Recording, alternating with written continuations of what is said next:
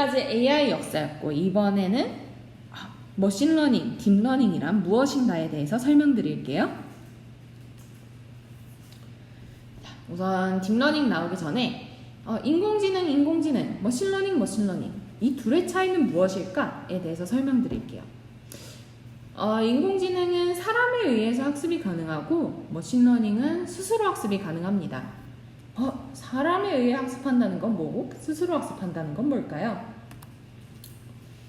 인공지능에 대해서 먼저 사람이 학습시키는 걸 설명드리자면, 한 10년 전부터 지금까지 서비스 되고 있는 심심이라는 챗봇이 있어요. 이게 심심할 때 심심아 이거 어떻게 생각해 하면 이거야 하고 대답해주는 그런 챗봇이 있었는데요.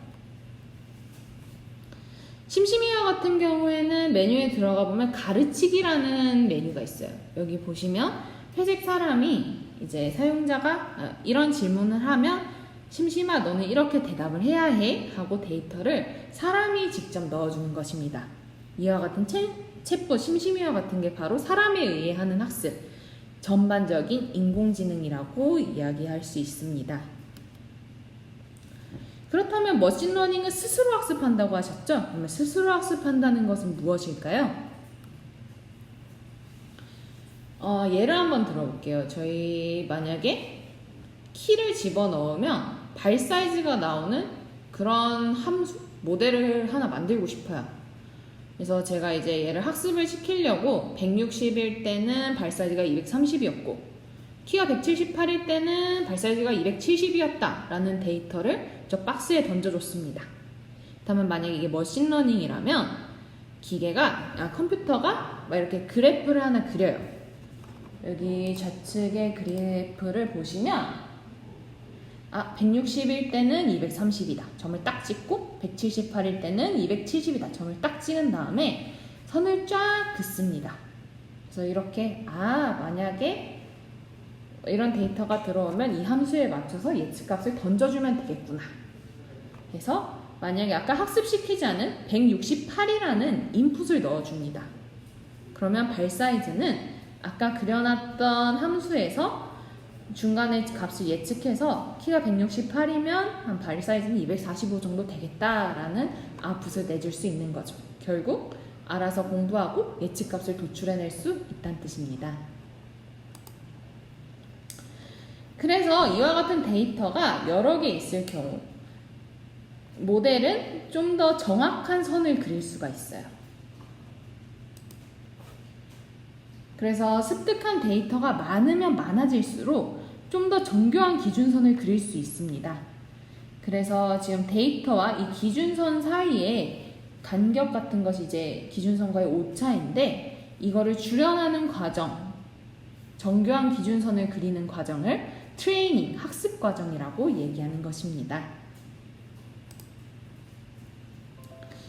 대표적인 예로 이제 머신러닝이 제일 많이 나오는 붓꽃 분류라는 게 있는데요. 위키피디아에 들어가서 보시면 이제 붓꽃이 크게 세 가지가 있어요.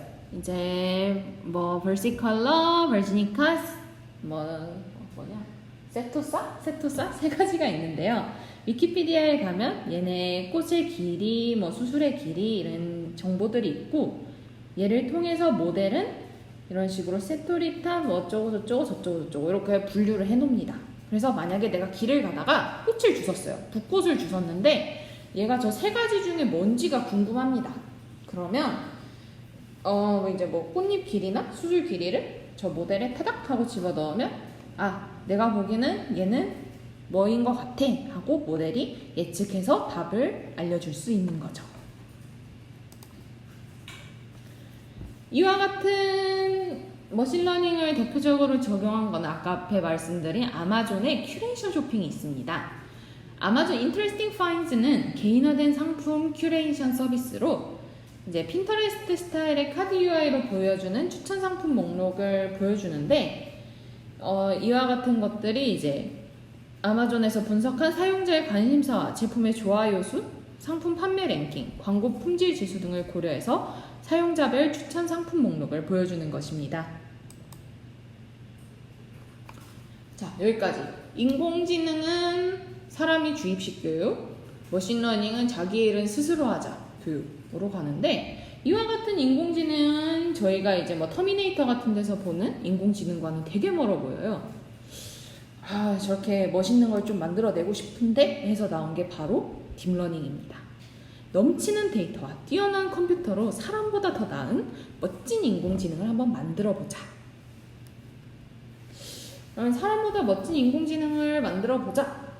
그러면 이때부터 등장한 게 이제 연결주의 AI인데, 그러면 사람은 사물을 도대체 어떻게 인식하는가? 라고 생각해 봤을 때 치타를 봤어요. 근데 제가 지금 치타라고 얘기했지만 뭘 봤는데 머릿속에서 줄무늬가 있네? 몸이 날렵하네? 고양이처럼 생겼네? 이런 걸 모두 다 종합해서 얘는 치타구나 하고 제가 얘기를 한 거예요. 이렇게 인식하는 것처럼 기계도 어떤 이미지를 넣어주면 이와 같이 막 종합을 해서 얘가 치타일 확률이 99.8%다! 이런 식으로 얘기하게 만들어주고 싶은 거예요. 근데 이 물음표에 해당하는 내용이 딥러닝의 학습 방법인데, 아까 머신러닝 같은 경우에는 그래도 뭐 저희가 예시나 뭐 데이터들을 집어넣어 줬잖아요. 그리고 거기서 특정을 뽑아서 넣어주는데, 딥러닝은 그런 거 없이 사람처럼 알아서 뽑아서 생각하게 하는 겁니다. 얘를 좀 쉽게 설명하자면 한번 동화를 하나 만들어 봤는데요, 제가. 딥러닝의 학습 과정에 대한 얘기입니다. 평화나라에 버섯이 살았어요. 버섯이 둘이 살고 있었는데, 친구 버섯이 어느 날 치타한테 먹혔어요. 그래서 너무 슬픈 이 친구 버섯이 생각을 했습니다. 너무 막 분노에 치가 떨리는 거죠. 내가 치타한테 안 잡히고 내 친구도 안 잡아서 먹히려면 어떻게 해야 되지? 하고 얘가 이제 생각을 할 때 플랜을 먼저 하나 정합니다. 독스탯을 쌓아서 날 먹으면 아프게 만들어주자. 그래서 플랜 1을 실행을 합니다. 실행을 했는데 그 전하고 외관이 똑같으니까 치타는 얘가 독이 있는지 없는지 몰라요. 그래서 그냥 또 잡아먹혔습니다, 친구가. 그랬더니 결국에는 독을 쌓자라는 플랜을 실행했으나 실패를 했습니다. 그래서 다른 차선책을 생각하게 되는데, 다른 차선책을 생각하기 위해서 처음 과정으로 다시 돌아와요. 딥러닝이 이때 이 버섯군이 여러 가지 상황을 보다가 다른 좀 무섭게 생긴 식물을 치타가 피하는 걸 봤어요. 그러면 나도 왜 독을 가지고 있다, 난 엄청 센 버섯이다, 이런 걸 보여줘야 되겠다라는 플랜을 하나 다시 세우고 실행을 하게 됩니다. 그래서 이렇게 무섭게 진화한 버섯을 보고 치타가 결국 피하게 되는데, 그러면 이 버섯의 작전은 성공을 하게 되는 것입니다. 이와 같이 딥러닝은 먼저 과제를 하나 세우고 거기에 대한 학습과 진행을 한 다음에 만약에 실패하게 된다면 다시 처음으로 돌아와서 다른 행동을 취하게 되고, 이에 대한 게 성공하게 되면 성공적인 모델을 작성하게 된 것입니다.